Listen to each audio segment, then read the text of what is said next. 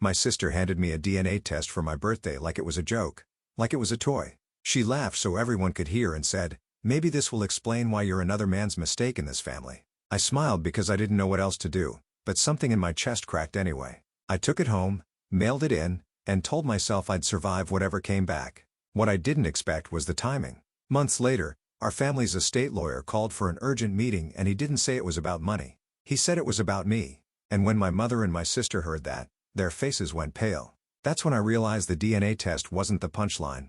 It was the trigger. My name is Cole Caldwell. I'm about to share something close to my heart. But before I do, can you say hi in the comments or tell me where you're from? I love hearing how far my story can reach. Sometimes knowing someone is there makes all the difference. And if you've ever been the one treated like an afterthought in your own home, please consider subscribing. It helps more than you think, and it tells me I'm not alone. Thank you. And now, let me tell you everything. The quiet life I built in Portland was never about being trendy or minimal for the sake of it. It was survival. Clean counters, neutral walls, a calendar that ran like a metronome, a job where numbers behaved the way people never did. I'm Cole Caldwell, early 30s financial analyst, the guy who leaves parties first and texts back late because silence feels safer than the wrong words. I learned a long time ago that the easiest way to stay out of trouble in my family was to take up as little space as possible. Smile when you're supposed to. Speak only when spoken to. Be the background. Let the louder people feel like the room belongs to them. That was the unspoken rule in the Caldwell house. Perfection on the outside, frost on the inside. If you looked from the street, our place in Greenwich, Connecticut was exactly what people imagine when they hear old money, symmetry, stone. A driveway that looked like it had never seen a fallen leaf. But the warmth didn't live there. It visited sometimes like a guest who forgot their coat and left early. My mother, Mary Ann, ran that house the way some people run a brand. Everything had a correct angle. Everything had a correct story. The stories mattered more than the feelings underneath them. If you asked her what kind of family we were, she could deliver a polished answer in the tone of a press release. If you asked her how her son was doing, she'd pause like she needed to remember my name first, then tell you I was fine the way you'd say a lamp was working. My sister Blair was the centerpiece of that brand. She didn't just walk into rooms. She arrived. People adjusted their bodies around her without being asked. She had that talent for taking oxygen and calling it charisma. And my mother applauded it, fed it, polished it. Blair's laugh was always the loudest. Blair's opinion was always the funniest. Blair's needs were always the most urgent. My dad, Robert, was different. He wasn't the warm, talkative kind of dad you see in commercials, but he saw things. He noticed. He'd stand behind me in the kitchen when I was younger, not saying much, just placing a hand on my shoulder like an anchor point, like he was letting me know I wasn't crazy for feeling invisible. When I brought home good grades, he didn't clap or throw a party, but he'd nod slow and solid. And that nod meant more than my mother's distracted. That's nice. In a house where affection was rationed, my dad's quiet presence was the closest thing to safety I had. Then he died and the only steady thing in that house vanished like someone turned off a light and pretended they didn't hear the click. I flew back to Greenwich for the funeral because you do that even when you've spent years trying to become a person who doesn't need anyone. The service was expensive in all the ways that weren't comforting. The flowers were massive. The pews were packed with people who knew my father's name but not his voice. My mother was unusually sharp about details, seating arrangements, the order of speakers, which photo of dad should be printed on the program. She treated grief like a schedule that needed to be managed. Blair was calm. Not numb. Not devastated calm. More like she'd already read the ending of the book and was waiting for everyone else to catch up. She hugged people, accepted condolences, dabbed her eyes at the appropriate moments, and never once looked like she might actually fall apart. In the days after, the house filled with movement. Caterers, family, friends, people walking through Dad's study like it was a museum exhibit. I drifted through all of it listening more than talking. And that's when I started noticing the small mismatches. Blair kept stepping away to take calls. Not quick, "I'll call you back" calls. Long deliberate ones. I'd catch fragments as I passed the hallway. The file should already be there. No, not yet. The timing matters. We'll do it when it makes sense. The words were vague, but the tone wasn't. She sounded like someone coordinating something. Every time I appeared, she'd shift instantly, voice softening, switching topics with that practiced ease she had. I asked once casually who she was talking to. She smiled like I'd asked what the weather was and said, "Just taking care of things." It didn't feel like care. It felt like control. I told myself I was paranoid. Grief does that right. It makes your brain look for patterns, for threats, for meaning. But I couldn't shake the feeling that something was being set up around me. Like the furniture in a room had been rearranged while I wasn't looking, and everyone expected me to pretend I didn't notice. I went back to Portland after the funeral because staying in Greenwich felt like sleeping in a room where the air didn't circulate. Portland made sense. The routines made sense. The rain made sense. I tried to return to being the man who didn't think about his family unless absolutely necessary. I almost made it until my mother called a few months later with a voice that was too bright, too smooth, like she'd done a few warm-up takes before dialing. "Cole," she said, and she stretched my name out like a ribbon. "We're going to have a small birthday dinner for you at the house." Small at the house for me. The words didn't match the reality I'd lived. My birthday had never been a production. Blair's birthdays were productions. Mine were footnotes. So, when my mother suddenly wanted a small dinner at the mansion, my stomach tightened before my mind caught up. "Mom, you don't have to." I started. "Nonsense." She cut in light and rehearsed. "It's important. We should be together." Together. Another word that didn't belong to us. I stared at my kitchen wall in Portland. The one I kept blank on purpose. I could have said no. I could have made up a work excuse. I was good at disappearing. But two thoughts pinned me in place. The first, I needed to know what was happening with Dad's will. Not because I was greedy, because uncertainty is a weapon in families like mine, and I was tired of being unarmed. The second, I was tired of running. I'd spent my whole life trying to be low maintenance enough to earn peace, and I'd never gotten it anyway. Maybe it was time to look the cold in the face and stop pretending it wasn't there. "Okay," I said finally, "I'll come."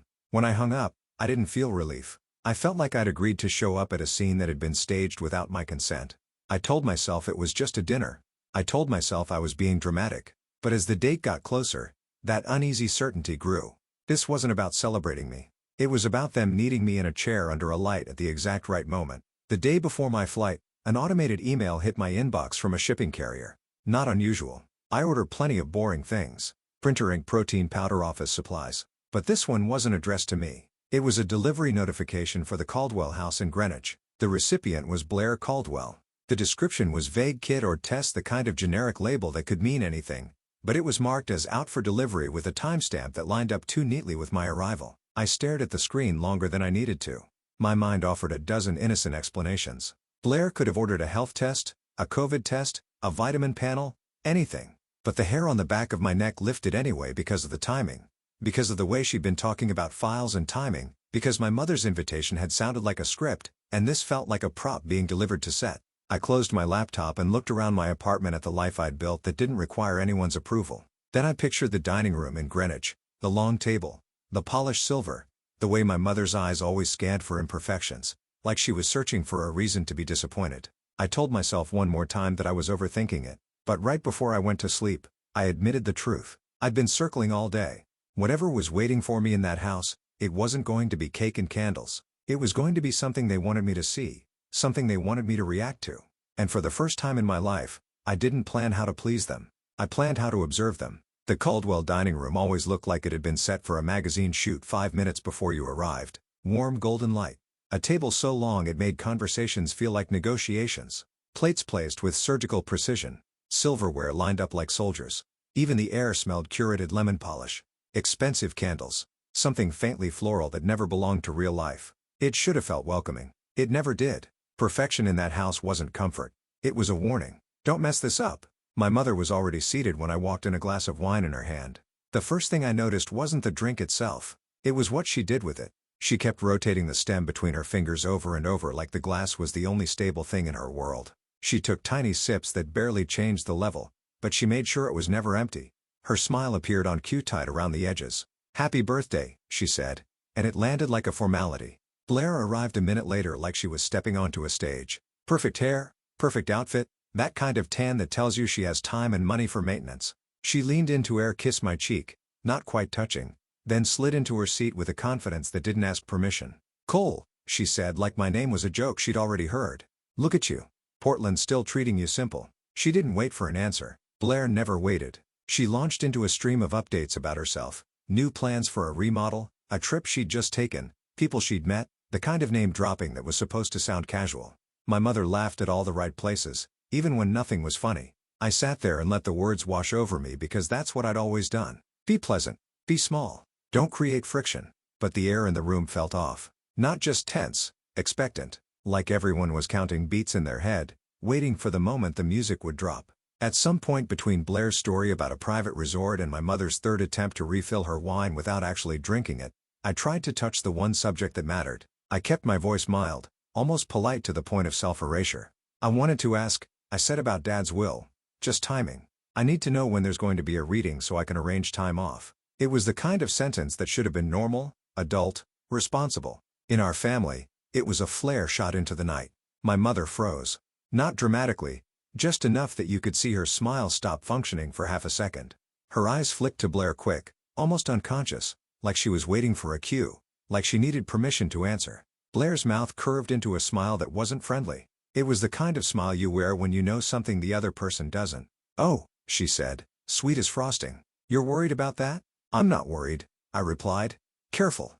I just want to be informed." "You will be," Blair said. "Everything will be handled at the right time." The way she said right time made my skin prickle. It wasn't reassurance. It was a reminder that the timeline belonged to her. My mother cleared her throat and nodded too quickly. "Yes," she added, voice too light. "We're just not ready yet." I looked between them and felt something shift. The will wasn't family business. It was leverage, and I was the piece on the board they were discussing without ever naming directly. Dinner continued, but I stopped tasting it. The food was expensive, perfectly cooked, and completely irrelevant. Blair kept glancing at me between stories, her expression sharp with anticipation, like she was waiting for me to say the wrong thing so she could spring something. My mother's fingers never stopped circling that wineglass stem. She didn't look at me much. When she did, her eyes didn't hold. They bounced away like contact burned. When my mother stood to bring out dessert, I expected a cake. Maybe something thoughtful. Something that would justify this whole performance. What came was a small store-bought cake that hadn't even been transferred to a nicer plate. It was like the celebration part had been added last minute, a prop to make the scene believable. Before my mother could even set it down properly, Blair pushed her chair back with theatrical timing. "Actually," she said, reaching for a box wrapped in glossy silver paper, "I got you something." My mother's face drained so fast it looked like someone had pulled the plug on her expression. "Blair?" she said, and her voice cracked on the name like a warning she didn't have the courage to finish. Blair ignored her. She slid the box across the table toward me, not gently, firmly, like she was delivering evidence. "Go on," she said, leaning in, her smile thin and bright. "Open it."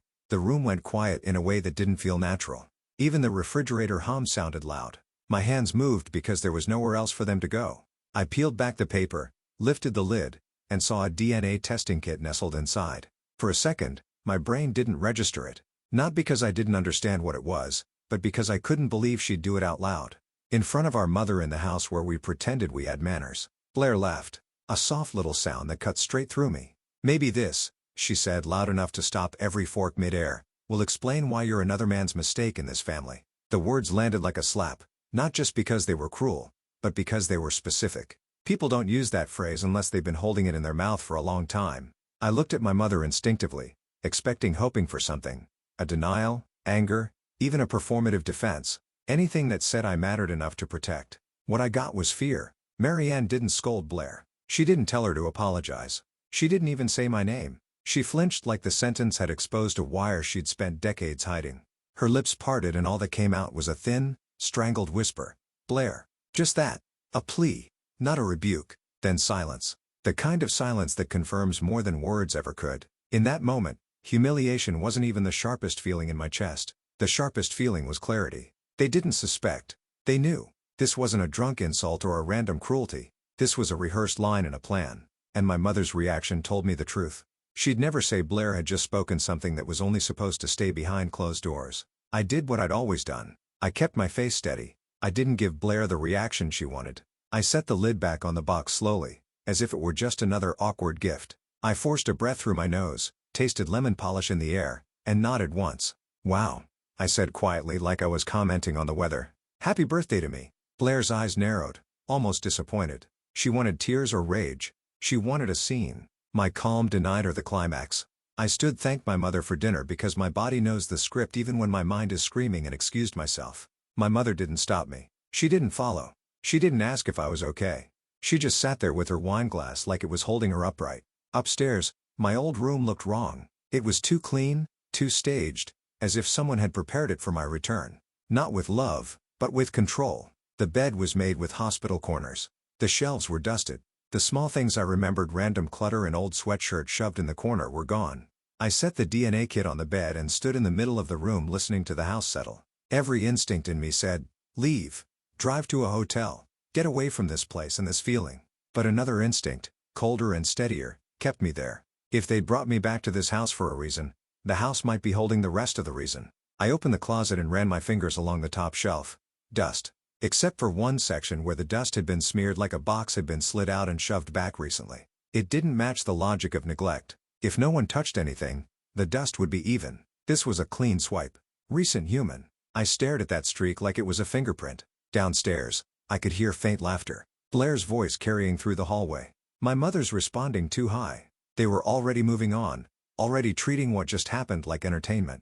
Like I was entertainment. I exhaled slowly, not to calm down, but to focus. I wasn't leaving tonight. Not yet. Not until I knew what they'd been touching in my room. Not until I found whatever it was they were trying to keep ahead of. Because now I understood something I hadn't wanted to admit before. This dinner wasn't a celebration.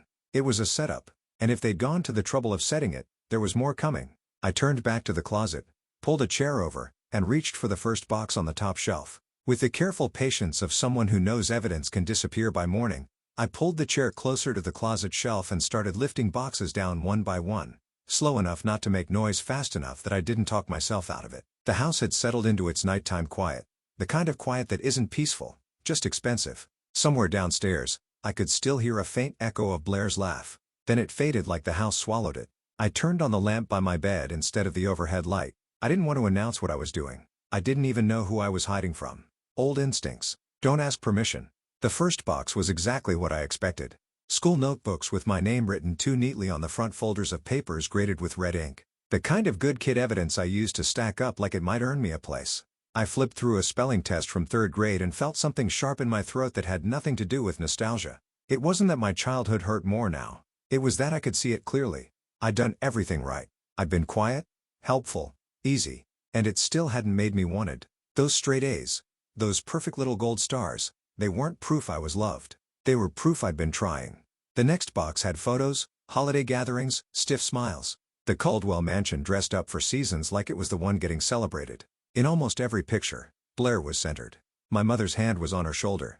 My father stood slightly behind as if he didn't want to block the view. And me, I was always off to the side, half in the frame, like I'd wandered in at the last second, and nobody bothered to move. I kept digging, and the digging stopped feeling like reminiscing. It started feeling like inventory, like I was auditing my own past for irregularities. That's what grief does when it mixes with suspicion. It turns you into someone who can't leave well enough alone. At the bottom of a box that didn't belong on this shelf, one of those generic moving boxes with no label, I found an envelope. It wasn't tucked in like it had been forgotten. It was placed flat, almost careful, like someone wanted it to be found, but not too easily. The paper looked newer than everything around it. The corners weren't softened by time. The flap wasn't yellowed. It didn't match the dust and wear of the rest of the box. My pulse started doing that slow, heavy thing it does when your body knows something before your brain lets it in. I slid the envelope out and held it up to the lamp. No name on it, no return address, just plain paper and a sealed flap. For a second, I stared at it like it might bite. Then I opened it. Inside was a photograph. My mother was younger in it, softer around the eyes, holding a baby on her hip.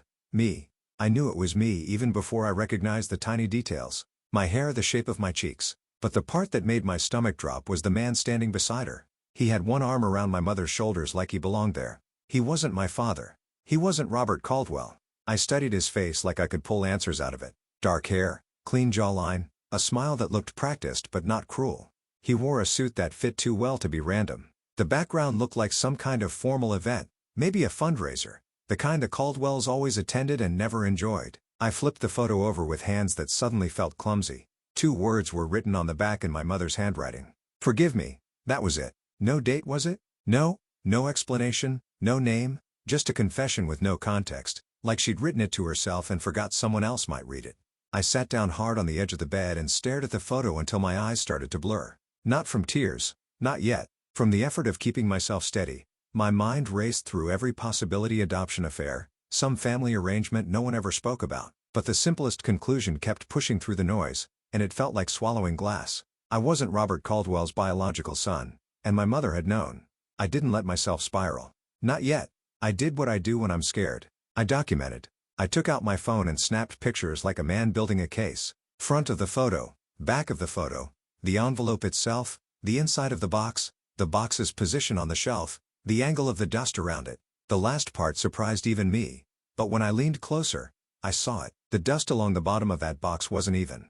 There were clean streaks, as if something had been lifted out and returned recently. The envelope hadn't been sitting there untouched for years. Someone had handled it. That was the part that made my skin go cold. If nobody had touched my old things, the dust would be uniform. The house staff might clean surfaces, sure, but they weren't pulling boxes off closet shelves. This wasn't housekeeping. This was someone searching, someone checking, someone making sure certain things were where they wanted them to be. Either my mother had been in here or Blair had.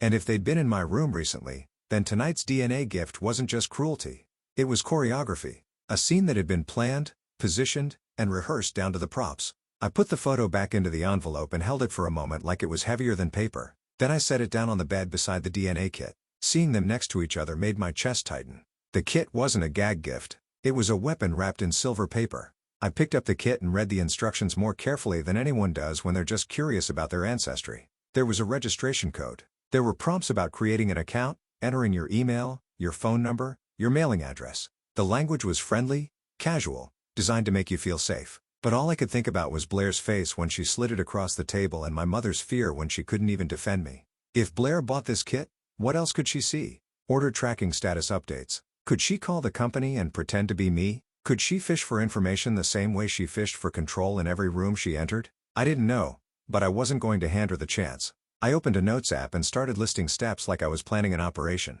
New email address, no personal phone number attached, results delivered to a separate mailbox back in Portland. Keep every receipt, photograph, every code, document dates, times, anything that could be questioned later because I could already hear the future argument coming. You faked it. You misread it. You're being dramatic. You're embarrassing the family. I was done being the person who lost by default because I didn't come prepared. Still, none of that answered the one thing I couldn't keep circling forever. I sat there on the bed staring at the kit and felt the weight of a truth I'd avoided my whole life. I had always suspected I didn't belong. I just never had proof. Blair had handed me proof like a joke, and my mother had confirmed it with silence. I didn't sleep much. I lay there staring at the ceiling, listening to the old house breathe pipes ticking wood, settling the distant hum of an HVAC system that never stopped. In my head, questions kept lining up like dominoes. If I wasn't a Caldwell by blood, who was I? Who was the man in the photo? And why did Robert Caldwell, my father, in every way that mattered, keep me in that house? If the truth was sitting right there waiting to burn everything down. Right before dawn, I made a decision that felt less like courage and more like necessity. I was going to send the test in, not to satisfy Blair, not to appease my mother. I was going to send it because I was tired of living inside a question mark. Before I closed my eyes, I put the envelope back exactly where I found it, down to the angle, down to the way the dust sat around it. I didn't want anyone to know I'd seen it. Not yet. Then I placed the DNA kit in my carry-on like it was fragile, like it might break open and spill my life across the floor. When the sun finally came up, I left the Caldwell house with the same calm face I'd worn at the dinner table. I said goodbye like nothing happened. I hugged my mother because that's what sons do, even when their mothers can't look them in the eye.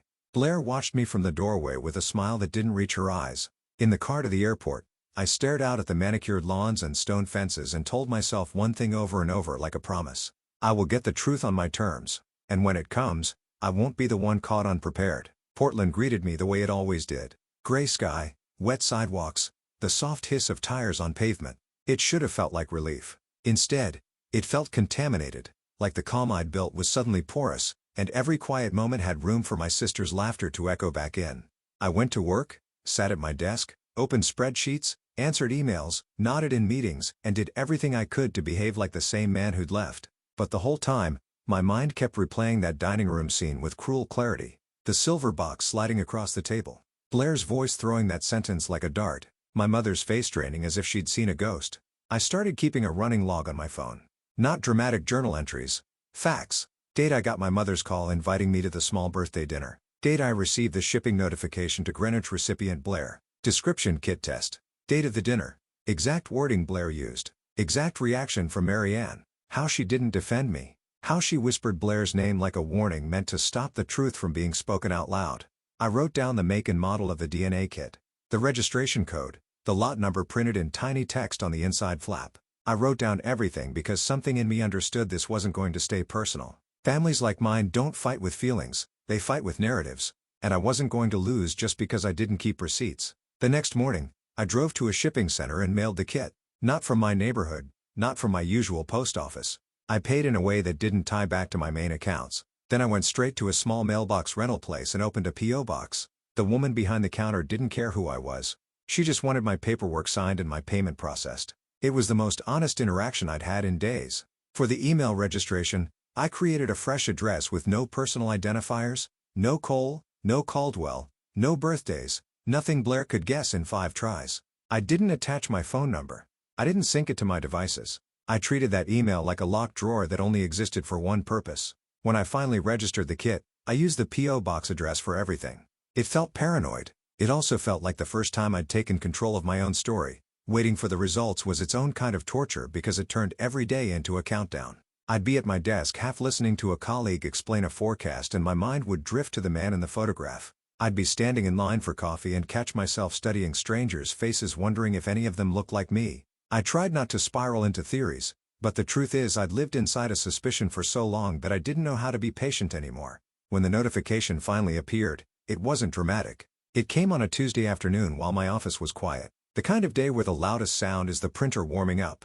My phone buzzed. I glanced down. Results ready. My hands didn't shake at first. They went cold. I clicked the email, logged in, and stared at the screen as if it might be a trick. No biological relationship detected with Caldwell lineage. The words sat there blunt and clean.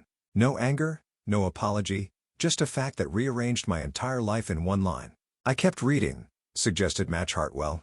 The name hit me like a door slamming somewhere far away. I'd never heard it in my mother's mouth. Never heard it in my father's. Never heard it in the Caldwell house at all. It wasn't a family friend. It wasn't a neighbor. It wasn't a business partner I could recall. It was a name that belonged to a world my family had clearly kept sealed off from me. I stared at it until the letters stopped looking like letters. Then, almost without thinking, I opened the photos from my father's funeral on my phone. I hadn't looked at them much. It felt wrong, like gawking at grief. But now I scrolled with a different purpose. I zoomed in on the crowd, on faces, on the people my mother never introduced. There had been a small cluster of them, well-dressed, quiet, the kind of presence that feels like it carries authority without needing to announce it. They weren't Caldwell friends. They didn't mingle. They stayed together, spoke in low voices, and left without making a scene. At the time, I assumed they were business associates. Now with the name Hartwell staring at me, the memory shifted. My mother had watched that group like a hawk. Not with hospitality, with tension. My stomach tightened as the dots started lining up. I didn't go straight to confrontation.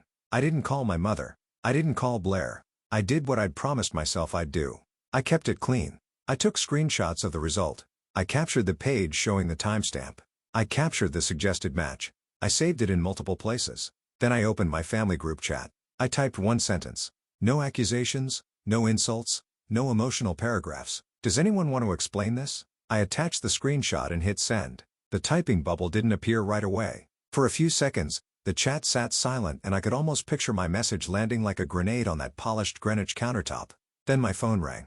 My mother. I answered and the sound that came through wasn't a greeting. It was panic wrapped in tears like she'd been holding her breath for decades and finally ran out of air. Cole, she said, and my name sounded cracked in her mouth. Please, please delete that. That was her first instinct. Not are you okay? Not what did you find out? Not I'm sorry. Delete that. Delete what I asked. Keeping my voice flat even though my chest felt tight. The message, the picture, all of it, she begged. You don't understand. This is complicated. It's old. It's please, sweetheart. You can't what I pressed. Can't tell the truth. Can't embarrass you. Can't say out loud what you've clearly known for years. She cried harder and I heard fear in it, not grief. Fear of exposure, fear of consequences, fear of a story she couldn't control anymore. Just delete it, she repeated. Don't do this in front of people. In front of who? I asked. Blair, the woman who handed me the test and called me another man's mistake. My mother didn't answer that. She just kept pleading like if she could make the words urgent enough, I'd fold the way I always had. I hung up without shouting, not as punishment, as a boundary, because if I stayed on the line, I'd either explode or cave, and I didn't want either. A minute later, my phone buzzed with a message from Blair. Well, now you know. That was it. No denial, no defense, no attempt to soften it. Just confirmation delivered like she'd been waiting for this moment and didn't care what it did to me. I stared at the screen until my eyes hurt. Then I took a screenshot of that message, too, and added it to my folder. I didn't call her right away. I walked out of my office building instead into the damp Portland air and let the cold wake me up. I paced the sidewalk, listening to the city sounds, cars, distant voices, the steady rhythm of a place where nobody knew my family name. I should have felt free. I felt hunted. That night I went home and started pulling out my own old documents the way I'd done in Greenwich folders I'd kept from college. A few family papers I'd inherited by accident, invitation lists, memorial programs from the funeral. I searched for the name Hartwell the way you search for a hidden needle in a familiar haystack. I found nothing obvious, but I did notice patterns. Names on the funeral program that weren't explained. A florist receipt addressed to my mother from someone with a last name I didn't recognize. A handwritten note in my mother's purse at the time of the funeral that I'd photographed without thinking because it had seemed oddly formal. All small things, but small things are how big secrets survive. 2 days later, I got an alert on the burner email account I'd created for the DNA results. A security notification. Unusual sign-in attempt. Different device. Different location.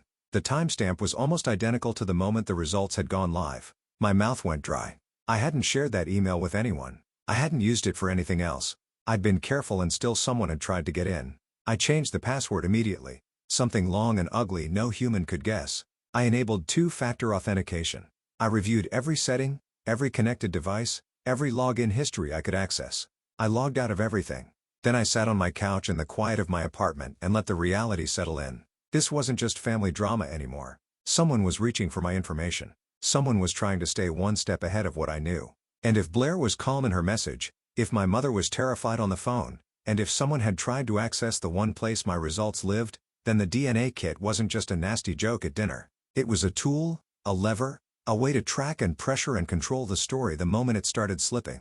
I opened my notes app and added one final line beneath all the dates and screenshots. From this point forward, nothing goes through emotion. Everything goes through counsel. I didn't have a lawyer yet, but I knew I was going to need one because the version of me that tried to keep the peace was the version they knew how to use. And the version of me that was waking up now, the one taking screenshots, locking accounts, renting P.O. boxes, wasn't going to be handled with guilt and wine and rehearsed smiles. I looked out at the Portland rain streaking down my window and felt something I hadn't felt in a long time. Not hope, not relief, resolve. After that security alert hit my burner email and I locked everything down. I didn't sleep. I lay on my couch with my laptop open in the rain, tapping the window like a metronome, staring at the screenshot of Blair's message. Well, now you know, until the words stopped looking like language and started looking like a threat. I kept thinking about my mother's voice on the phone. How she didn't ask if I was okay. How she went straight to damage control.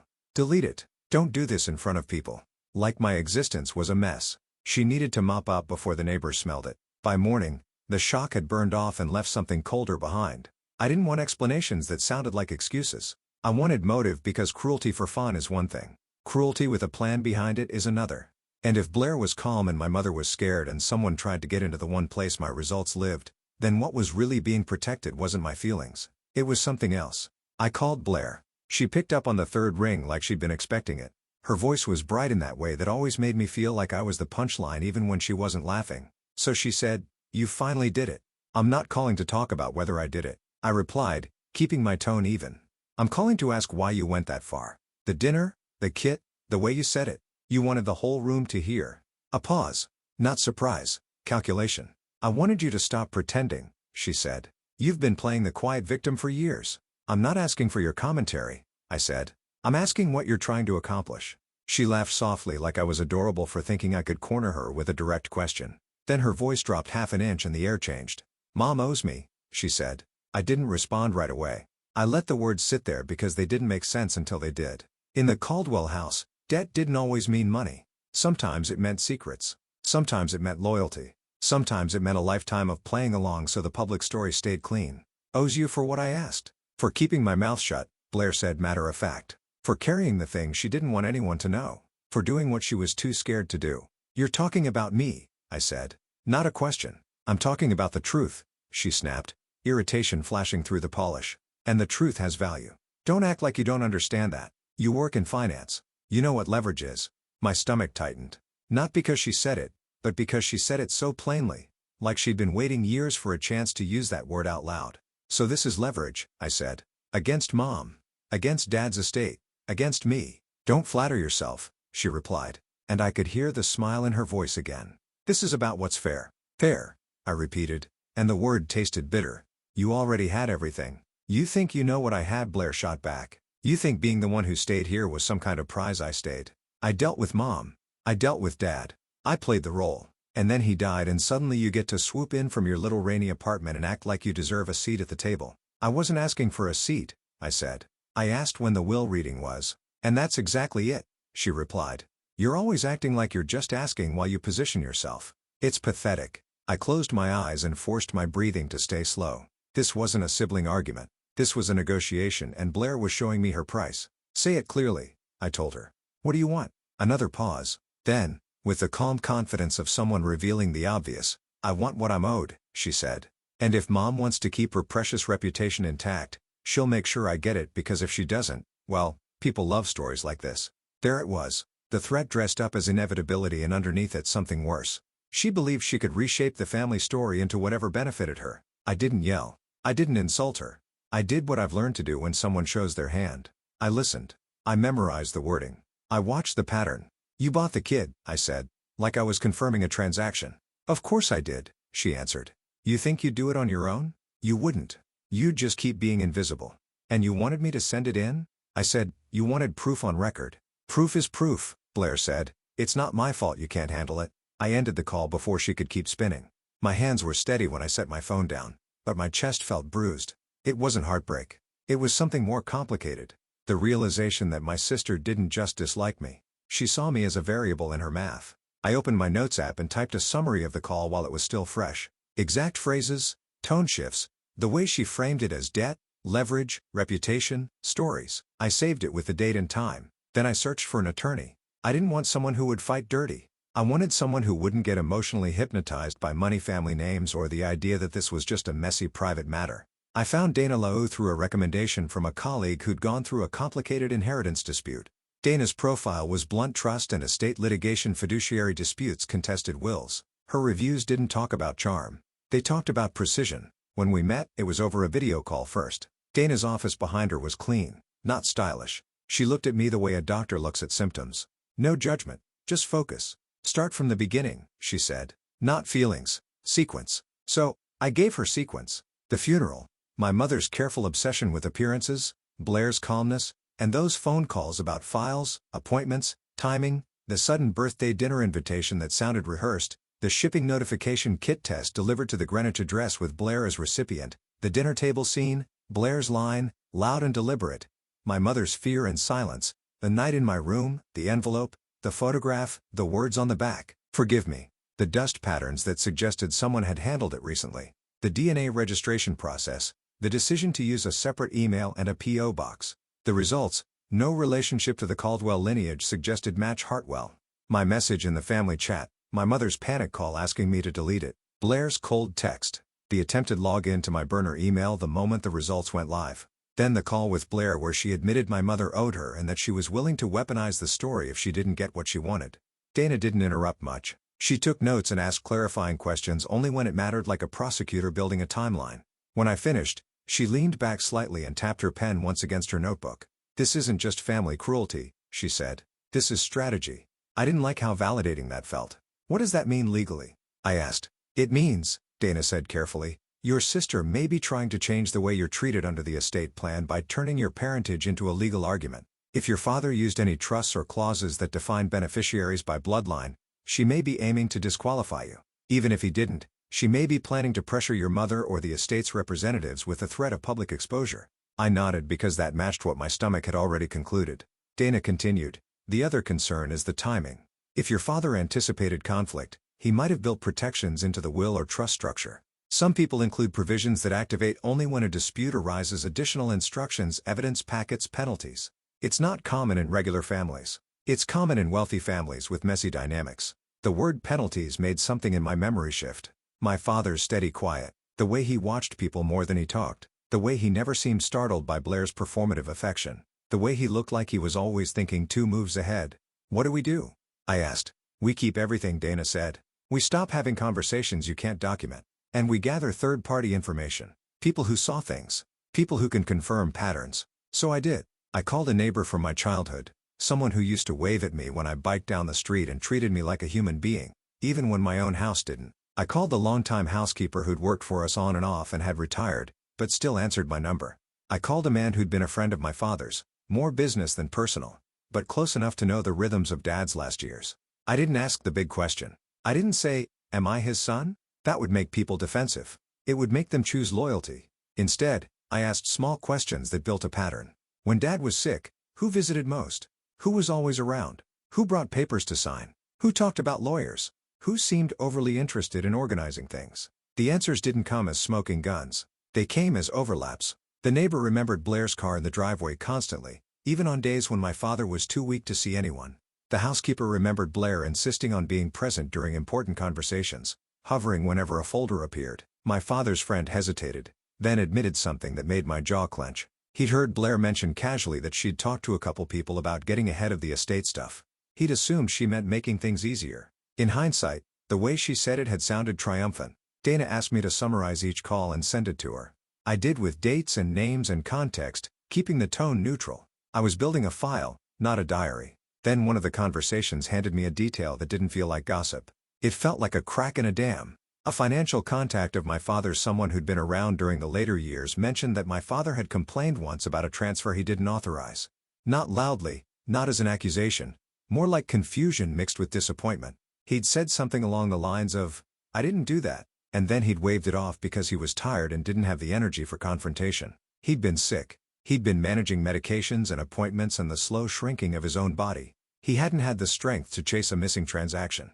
I didn't have statements. I didn't have numbers. But hearing that my father had noticed something and hadn't been able to stop it made my throat go tight. Dana's response was immediate. "That matters. We may need to request accountings later. Not now. Later, when the proper process opens, but you're right to record this." A week passed in a blur of work and phone calls and careful documentation. I stopped answering unknown numbers. I started saving every voicemail. I stopped texting emotionally. Everything became per my earlier message and please confirm in writing. It felt clinical. It also felt like armor. Then one morning, I got an email. It was short, polite, generic enough to look harmless. It came from a law office with a Manhattan address and a signature line that made my stomach drop. Harlan Price. The message said something like, "We are updating our records. Please confirm your current mailing address and preferred contact information." No mention of my father's name. No mention of the estate. Just a gentle administrative request. I forwarded it to Dana immediately. She called me within minutes. "Don't respond directly," she said. "Not yet. It's just an address confirmation," I said, trying to keep my voice steady. "It's never just an address confirmation," Dana replied. "Not with that context. The timing is significant. This came after you shared the DNA results and after your sister escalated. Your father's counsel reaching out now suggests a process is about to start. And if your sister is trying to box you out, this might be your father's structure pushing back." I stared at the email on my screen, the Manhattan address at the bottom, the neat professional language. It felt like the first external sign that my father had been expecting this, that he'd left something behind beyond money, beyond silence. Dana said, "From now on, everything from that office goes through me. We log it. We keep it. If they ask for confirmation, we reply in a controlled way. If there's a meeting, you do not go alone." I nodded. Even though she couldn't see it through the phone, my throat felt dry. When I hung up, I looked at the rain sliding down my window and realized something that made my stomach tighten all over again. My father's lawyer didn't email me because of my feelings. He emailed because of procedure, and procedure means a door was about to open. I saved the email, printed a copy, and placed it in a folder I labeled with nothing but the date. Then I sat at my kitchen table and waited for the next move, trying to ignore the heavy sense that the quiet part of the story was ending. The first pressure came in small, ugly ways. A blocked number calling at odd hours. A voicemail with no words, just breathing. And then a click. A text from an unknown number that read, "Don't make this worse. Don't go to New York." Not signed. Not explained, just planted in my phone like a seed of anxiety. I tried to tell myself it could be random spam, a wrong number, but my nervous system didn't buy it. The timing matched too cleanly with Harlan Price's email with my conversation with Dana with my sister realizing I wasn't going to fold. Then the formal shot arrived. An email from Victor Sloan. The subject line was something bland and legal sounding. Notice of defamatory statements and demand to cease and desist. I opened it with Dana on speakerphone. The email accused me of spreading false information that could damage the Caldwell family's reputation. It referenced my public sharing of sensitive claims. It demanded I retract statements and stop communicating unverified allegations to third parties. The language was aggressive without being specific, designed to intimidate. It didn't address the fact that I hadn't posted anything publicly. It didn't address the DNA results. It didn't address Blair's own words. It was a fog machine meant to fill the room so nobody could see the exits. Dana's voice stayed calm. "Do not reply," she said. "We respond on our terms in writing with facts." This is meant to scare you into silence. It's working, I admitted, then hated myself for it. It's designed to work, Dana replied. Fear is cheaper than evidence. The next day, the pressure moved closer to my life. My HR department asked to speak with me. I sat in a small conference room with a glass wall and a bowl of stale candy on the table, listening to a woman with a careful smile say, "We received a call asking to verify some information about you. Something about a personal legal matter. We didn't provide any details, of course, but we wanted to check in." My face stayed neutral because I've trained it that way, but inside something went cold. It wasn't just that someone contacted my workplace. It was that they did it with enough confidence to pretend they were entitled to a response. Like my life was another file they could request. "I'm handling a private family matter," I said, choosing each word carefully. "There's no issue that affects my work performance." HR nodded, relieved to hear something clean. "Okay," she said. "Just keep us informed if anything changes." I walked back to my desk, feeling like the ground under me wasn't as stable as it had been. Portland had been my refuge. Now it had fingerprints from Greenwich on the door. Dana didn't let me drift. She gave me instructions like a lifeline. Save the cease and desist. Save every voicemail. Screenshot every text. Write down your HR meeting date time. Who was present, exactly what was said. Do not speak to Blair on the phone again unless we're recording legally or using a written channel. Do not argue. Do not defend yourself to people who aren't asking in good faith. We're building a clear record. So, I did. I bought a notebook I never used for anything else and started logging everything like a case file. I kept my tone factual. I kept my emotions out of it, not because I didn't feel them, but because emotions were the thing my family always used to make me look unstable. Then Dana called me one afternoon and said, "I just got a call from someone named Elliot Crane." The name meant nothing to me at first. Then my stomach tightened anyway. "He's a private investigator," Dana continued. "He says your father hired him months before he died." His words were specific. I stood up from my desk and walked into an empty stairwell so nobody could hear me breathe too hard. "What did he say?" I asked. Dana paused like she was choosing how to deliver it. "He said your father anticipated someone would try to use biology against you. He said your father documented actions related to the estate. He didn't give details on the phone. He said he has materials and instructions. And he said he was waiting for a certain condition to be met." My grip tightened on the railing. The stairwell smelled like concrete and cleaning solution. And suddenly I was back in my childhood bedroom in Greenwich, staring at dust patterns and an envelope that didn't belong. "Condition," I repeated.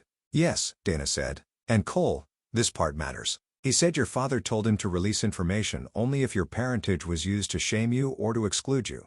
For a moment, I couldn't speak. My father had been dying, and while I thought he was just enduring it quietly, he was building something. Not revenge, protection, a structure sturdy enough to stand even after he was gone. Dana said Elliot wants to meet in person or at least deliver the materials through proper channels. I told him we'd coordinate. I swallowed. "So Dad knew." "He knew enough to plan," Dana replied. "Which means we need to be very careful. If your sister is escalating, it's because she senses there's something she can't control." As if on cue, my phone buzzed. A message from my mother. Misspelled rush like her hands were shaking as she typed. "Don't go. Please don't go. I'm begging you." No context. No explanation. Just fear. Then Dana's phone rang again.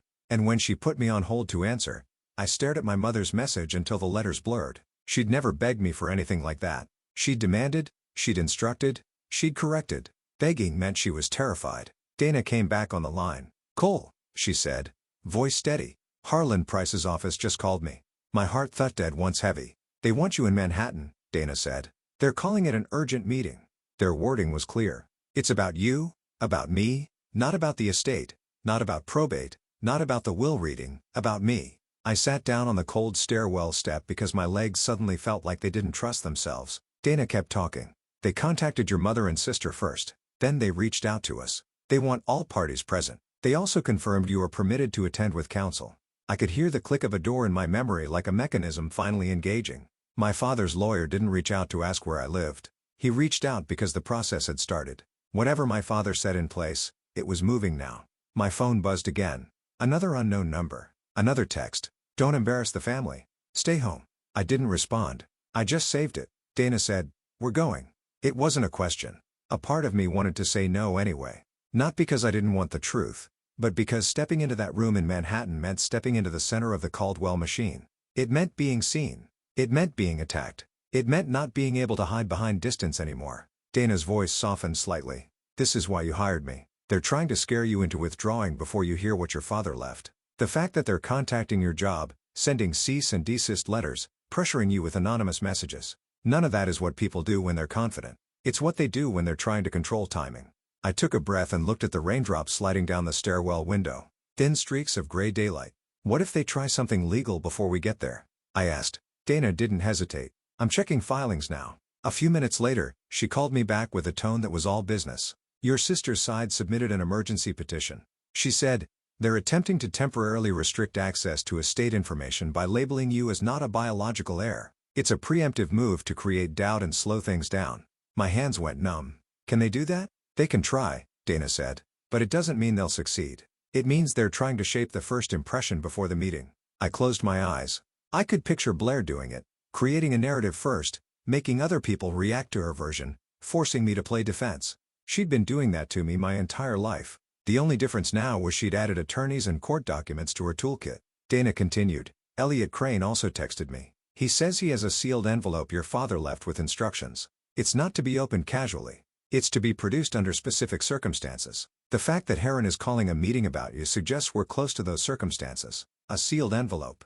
My mind flashed to the envelope I'd found in my closet in Greenwich. The photograph. Forgive me. My father had his own sealed things too, apparently. Things he kept for the right moment. I stood up and felt my spine straighten in a way it hadn't in days. Fear was still there, but it was being pushed aside by something stronger. The sense that running now would be exactly what they wanted. I looked at my phone at my mother's pleading message at the anonymous threats at Victor Sloan's legal fog, and I heard my father's silence in a new way. Not absence, intention. I'm going, I said more to myself than to Dana. Good, Dana replied. We travel together. You don't take calls from them. You don't meet anyone alone. You bring every document, every screenshot, every log. We walk in prepared. After I hung up, I went back to my desk and opened my calendar. I blocked out days. I booked flights. I printed copies of everything and placed them in a folder like I was heading to court because in a way I was. That night I packed with a strange calm. Not peace calm. The kind that comes when you stop trying to win love and start trying to survive truthfully. I tucked the printed DNA results into my carry-on. I added the photo of the envelope from Greenwich. I added the screenshots of Blair's messages, my mother's call log, the security alert from the burner email, the cease and desist from Victor Sloan, the HR meeting note, the anonymous texts. Before I zipped the bag closed, I hesitated with my hand on the zipper, feeling the weight of what I was about to do. My whole life, I'd been trained to ask permission to exist in that family, to keep things smooth, to not make scenes, to not force conversations people didn't want to have. For the first time, I wasn't asking. I was showing up. The flight from Portland to New York felt longer than it should have, not because of turbulence or delays, but because there was nothing left to hope for. I wasn't flying east believing my family would suddenly understand me, apologize or soften. That hope had burned out quietly somewhere over the Rockies. What remained was a single steady objective. The truth needed to stand in the open exactly where it belonged without being bent or negotiated away. I sat by the window, headphones on without music, watching clouds slide past like blank pages, and repeated Dana's words to myself the way you repeat safety instructions before impact. Do not react emotionally. Do not argue morality. Stick to facts. Stick to process. Let the structure do the work. In my carry-on was a folder I'd gone through at least 10 times. DNA results printed and time-stamped. Photos of the envelope from Greenwich, the handwriting on the back of the photo, the dust patterns, screenshots of Blair's messages, my mother's missed calls, the anonymous texts, the security alert from the burner email, the cease and desist from Victor Sloan, the note from HR summarizing the verification call, a timeline I'd typed out line by line until it read like a ledger, not a confession. I wasn't going to Manhattan as a son or a brother. I was going as a person whose life had been turned into a disputed record. Dana met me at the airport. She looked the same as always, composed, practical, carrying her own slim briefcase like an extension of her arm. On the ride into the city, she walked me through the meeting again calmly, methodically, where to sit, when to speak, when to stay silent, how to answer if someone tried to provoke me. She didn't promise victory. She promised structure. And that was enough. Heron Price's office occupied the upper floors of a Manhattan building that felt intentionally intimidating. Dark wood, glass walls, a view of the river that reminded you how small you were in the grand scheme of things. The conference room itself looked less like a place for discussion and more like a private courtroom. Long table, heavy chairs, no personal touches, just authority, polished and quiet. We arrived early. I wanted time to breathe and observe. I noted the doors, the seating arrangement where the documents would likely be placed. I chose a seat near the window beside Dana, angled so I wasn't directly across from where my sister would sit. I didn't want confrontation to become theater. Heron Price entered without ceremony. He was exactly what you'd expect from a man trusted with generational wealth and long memories. Calm, precise, carrying a thick folder that he placed on the table without opening it. The gesture alone told everyone why we were there. That folder was the center of gravity. My mother arrived next. Marianne looked smaller than I'd ever seen her, like the tailoring of her life had finally failed her. Her hair was pinned back too tightly. Her hand gripped her purse as if it contained oxygen. She didn't look at me. She looked at the clock over and over. Blair arrived last, perfectly styled posture, straight expression controlled. She brought Victor Sloan with her, who took in the room with the careful eyes of someone calculating risk rather than dominance. Blair's confidence was still there, but I saw the crack immediately. Her gaze flicked just once to the folder in front of Heron and lingered a fraction of a second too long. Harlan cleared his throat and began. He acknowledged the presence of legal counsel on both sides and stated plainly that the meeting had been convened under written instructions left by Robert Caldwell. He emphasized that this was not a routine procedural gathering. It was a meeting triggered by specific conditions outlined in advance. He said those conditions included any attempt to use questions of parentage to humiliate, discredit, or exclude me from consideration in matters related to Robert Caldwell's estate. Something cold and electric ran through me. The sentence Blair had thrown across the dinner table months earlier echoed in my head, and for the first time, I understood its full weight. It hadn't just hurt me. It had unlocked something my father had deliberately sealed. Harlan proceeded to summarize the estate distribution.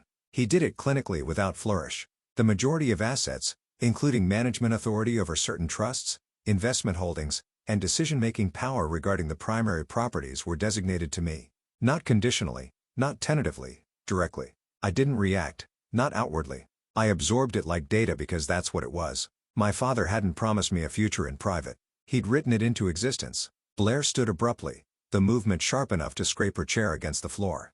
She spoke fast, voice tight with indignation, waving the concept of DNA like a verdict. She said I wasn't his biological son.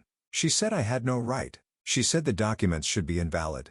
Heron didn't raise his voice. He simply asked her to sit down and said there was more to read. Then he did something that shifted the air in the room completely. He read my father's words written years earlier, stating that he had known from my early childhood that I was not biologically related to him, that he had chosen to raise me anyway, and that his decision to recognize me as his son required no approval or validation from anyone else. The argument Blair was building collapsed in real time. You could see it in the way her jaw tightened, in the way Victor Sloan's posture changed. Biology had been anticipated, documented, and neutralized long before any of us walked into that room, Harlan continued. He referenced materials gathered by a private investigator, Elliot Crane, engaged by my father months before his death. A list was placed on the table. Financial records, logs of meetings with multiple law firms, notes documenting pressure exerted during my father's illness, receipts for the purchase of the DNA kit delivered to Blair's address weeks before my birthday. The focus of the room shifted. This was no longer about who I was by blood. It was about who had tried to steer a dying man's decisions. Harlan explained the presence of a clause in the estate documents that penalized any attempt to contest the distribution without substantial cause. Any party initiating such action risked forfeit of benefits and the immediate calling of outstanding advances or loans. Victor Sloan's face told the story before he said a word. He understood exactly what kind of document this was. This wasn't a mistake or an oversight. It was a structure built to withstand precisely this behavior. Then Harlan reached into the folder and removed a sealed envelope. He didn't hand it to me immediately. He stated that my father had instructed it be delivered only after the presentation of evidence, only to me and only in this context. He placed it on the table in front of me and asked that I wait until the appropriate moment. I looked at the envelope and felt something I hadn't expected. Not triumph, not relief, recognition. My father hadn't just loved me quietly. He had planned for me. He had protected me in a language I hadn't known how to speak yet. When Heron finally nodded and indicated I could open the envelope, the room had gone very still. I slid it toward me and broke the seal, carefully, aware of every sound. Inside were two documents. One was personal handwritten. The other was formal, typed, notarized, and dense with legal language. I read the handwritten letter first silently. My father wrote that he had seen how often I was overlooked, how easily I had been dismissed, and how he regretted not having the strength to change the family dynamic while he was alive. He didn't apologize for loving me. He apologized for not protecting me sooner. He said he was leaving me something more important than money: the authority to decide what happened next. The second document explained how that authority worked. It outlined procedures for responding to defamation, intimidation, and interference with my livelihood. It gave the estate's legal representatives discretion to escalate matters if attempts were made to pressure me into withdrawal. Reading it, I understood why my father had been so calm near the end. He hadn't been passive. He had been finished preparing. The document also clarified my status in precise terms. I was identified as a son by recognition and care, not by blood, with a detailed account of my upbringing and my father's role. The language was intentional, designed to leave no room for reinterpretation. Harlan addressed the room again, pointing out discrepancies in financial activity during my father's illness and confirming meetings Blair had held with multiple attorneys. Victor Sloan leaned toward Blair and spoke to her quietly, his tone unmistakable. This was not a fight he could recommend continuing. My mother was asked to confirm basic background details. She said nothing. Her silence filled the room more loudly than any confession. For the first time, she couldn't manage the story. Dana requested that all communications directed at me cease immediately and that any future contact occur through counsel. Harlan confirmed the plan for executing the estate according to schedule with oversight and documentation. Victor Sloan advised his client not to pursue further action. The matter from a legal standpoint was resolved. Later that day, my mother asked to speak with me privately. She wanted to explain. I told her she could tell the truth, but I would not carry it for her anymore. I would not protect lies at the cost of my own life. I didn't promise forgiveness. I promised boundaries. I returned to Portland after everything was finalized, working with Dana to assume my responsibilities methodically. The house in Greenwich became an asset, not a symbol, a line item, not a home. What remained was simpler than I expected. I didn't need shared blood to be a son. I needed one person to choose me and stand by that choice. My father did. From the beginning to the end, he chose me. Before I end this story, I want to pause for a moment. Telling it wasn't easy. It meant reopening wounds I spent years pretending didn't exist. If any part of this resonated with you feeling invisible, replaced, or questioned in a place that was supposed to feel like home, I want you to know you're not alone.